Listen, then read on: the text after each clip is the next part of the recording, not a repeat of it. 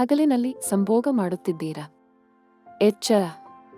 ಸಂಭೋಗ ಮಾಡಲು ಕೂಡ ಸಮಯವಿದೆಯಾ? ಯಾವ ಸಮಯದಲ್ಲೂ ಬೇಕಾದರೂ ನಾವು ಸಂಭೋಗ ಮಾಡಬಹುದಲ್ಲ ಅಂತ ನೀವೆಲ್ಲ ಕೂಡ ಯೋಚನೆ ಮಾಡ್ತಾ ಇದ್ದೀರಾ? ಹಾಗಾದ್ರೆ ನೀವು ಈ ವಿಡಿಯೋನ ಸಂಪೂರ್ಣವಾಗಿ ನೋಡಲೇಬೇಕು.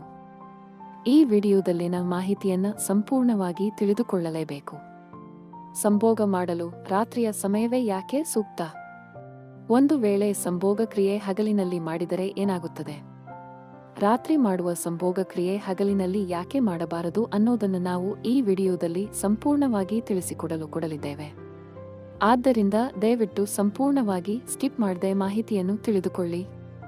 ಈ ಮಾಹಿತಿಯಿಂದ ಪತಿ ಪತ್ನಿಯರಿಗೆ ತುಂಬಾನೇ ಉಪಯೋಗವಾಗಲಿದೆ. ಸ್ನೇಹಿತರೆ, ಸಾಮಾನ್ಯವಾಗಿ ಪತಿ ಪತ್ನಿಯರು ರಾತ್ರಿಯ ಸಮಯದಲ್ಲಿ ಒಂದಾಗುತ್ತಾರೆ. ಸಂಭೋಗ ಕ್ರಿಯೆಯಲ್ಲಿ ಭಾಗಿಯಾಗುವ ಸೂಕ್ತ ಸಮಯ ಆದರೆ ಅದು ರಾತ್ರಿಯ ಸಮಯ.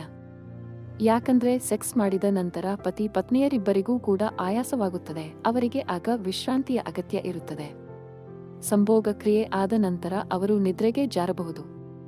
ರಾತ್ರಿಯ ಸಮಯವಾದ್ದರಿಂದ ಸರಳವಾಗಿ ನಿದ್ರೆ ಮಾಡಬಹುದು. ಅದೇ ಹಗಲಿನಲ್ಲಿ ಸೆಕ್ಸ್ ಮಾಡಿದರೆ ಗಂಡಸರಿಗಿಂತ ಹೆಂಗಸರಿಗೆ ಹೆಚ್ಚಿನ ಆಯಾಸವಾಗುತ್ತದೆ. ಅವರಿಗೆ ಮುಂದಿನ ಕೆಲಸದಲ್ಲಿ ತೊಡಗಿಕೊಳ್ಳಲು ಆಗುವುದಿಲ್ಲ. ಅವರಿಗೆ ವಿಶ್ರಾಂತಿಯ ಅಗತ್ಯವಿರುತ್ತದೆ. ಆದರೆ ಮನೆಯಲ್ಲಿ ಹೆಂಗಸರಿಗೆ ಕೆಲಸದ ಒತ್ತಡವೂ ಕೂಡ ಇರುವುದರಿಂದ ಹಗಲಿನಲ್ಲಿ ಸಂಭೋಗ ಕ್ರಿಯೆಯಲ್ಲಿ ಭಾಗಿಯಾಗಲು ಸಾಧ್ಯವಾಗುವುದಿಲ್ಲ. ಒಂದು ವೇಳೆ ಆದರೂ ಕೂಡ ಅವರಿಗೆ ನಾನಾ ರೀತಿಯ ತೊಂದರೆಗಳು ಎದುರಾಗುತ್ತವೆ. ಇನ್ನು ಹಗಲಿನಲ್ಲಿ ಸಂಭೋಗ ಮಾಡಿದರೆ ಹೆಂಗಸರಿಗೆ ಆಗುವಂತಹ ಮತ್ತೊಂದು ತೊಂದರೆ ಏನು ಅಂದ್ರೆ ಅವರಿಗೆ ಆಗ ಸಂಭೋಗದ ನಂತರ ಸ್ನಾನ ಮಾಡುವ ಅನಿವಾರ್ಯತೆ ಇರುತ್ತದೆ. ರಾತ್ರಿ ಸಂಭೋಗ ಮಾಡಿದರೆ ಅವರು ಅಲ್ಲೇ ಬೆಡ್ ಮೇಲೆ ನಿದ್ರೆಗೆ ಜಾರಬಹುದು. ಆದರೆ ಹಗಲಿನಲ್ಲಿ ಹಾಗಲ್ಲ. ಸಂಭೋಗ ಮಾಡಿದ ನಂತರ ತಪ್ಪದೇ ತಲೆ ಸ್ನಾನ ಮಾಡಲೇಬೇಕು. ಯಾಕಂದ್ರೆ ಮನೆಯಲ್ಲಿ ದೇವರ ಫೋಟೋಗಳು, ಪೂಜೆಯ ವಿಧಿ ವಿಧಾನಗಳು ಇರುವುದರಿಂದ ಸ್ನಾನ ಮಾಡುವ ಅನಿವಾರ್ಯತೆ ಬರುತ್ತದೆ.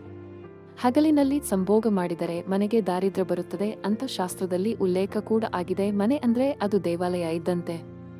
ಹಗಲಿನಲ್ಲಿ ದೇವರ ಪೂಜಾ ವಿಧಿ ವಿಧಾನಗಳು, ದೇವರಿಗೆ ದೀಪ ಹಚ್ಚುವುದು, ದೇವರ ಕೋಣೆಯೊಳಗೆ ಪ್ರವೇಶ ಮಾಡುವುದು ಎಲ್ಲವೂ ಕೂಡ ಹೆಂಗಸರೇ ಆಗಿರುವುದರಿಂದ ಈ ಸಂದರ್ಭದಲ್ಲಿ ಸಂಭೋಗ ಮಾಡಿದರೆ ಹೆಂಗಸರಿಗೆ ತುಂಬಾ ಸಂಕಷ್ಟಗಳು ತಂದೊಡ್ಡುತ್ತವೆ.